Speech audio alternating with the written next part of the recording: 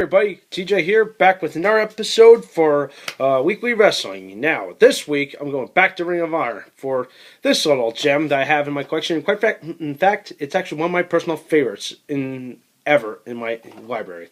It's this event. Oh yes, this is Ring of Honor Unified.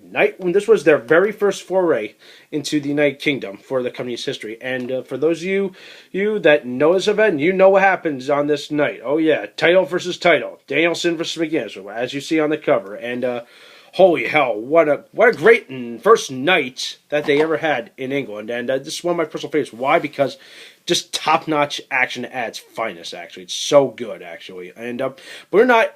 if I had to pick a match of the night, well, aside from the main event, an amazing match in any Danielson McGuinness saga, as you can personally see. Let's see. If I compare any of their other matches, well, let's see, where it was for a title or was it just for personal gain? You know what I mean? Let's see. Some other good matches that come to mind would have to be either their very final match in New York, their final countdown tour, but their very last match in Ring of Honor before they left for WWE or TNA, whichever ones they went to. Another one that comes to mind is their very first encounter in Dayton, I believe. I forget what the name of the event is. I got to do some more soul searching. But the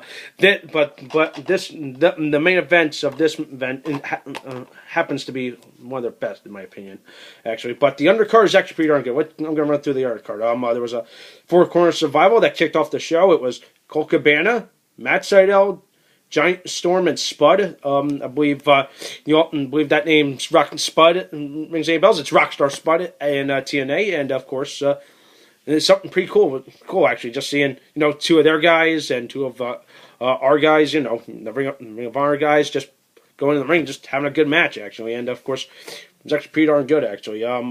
Let's see, our matches on the show. Let's see, Jimmy Raven, Dave Richards, Castagnoli versus B.J. Whitmer, another good match. And then we had an impromptu match. Was Chris Hero against Colt Cabana. And actually, for an impromptu battle, was actually good, actually. Even though it was more of a, wasn't really a technical sound match, but it was a fight, more or less. But it was a good impromptu match, actually. Our matches, the tag team titles were on the line. It was Aries and Strong against the Briscoes. But then we had a special title match from the FWA company in England. It was Robbie Brookside, who was their champion, defending their belt against Chad Collier, and that was good just to see. All right, here's Ring of Honor event.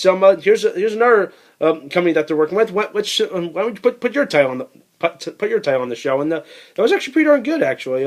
Although not as good as the main event. As pretty much that. Another match, Doug Williams and Jody Flesh versus Suwa and Yoshizaki was a pretty much England versus Japan interpromotional clash. I thought that was pretty cool. Good for variety, actually.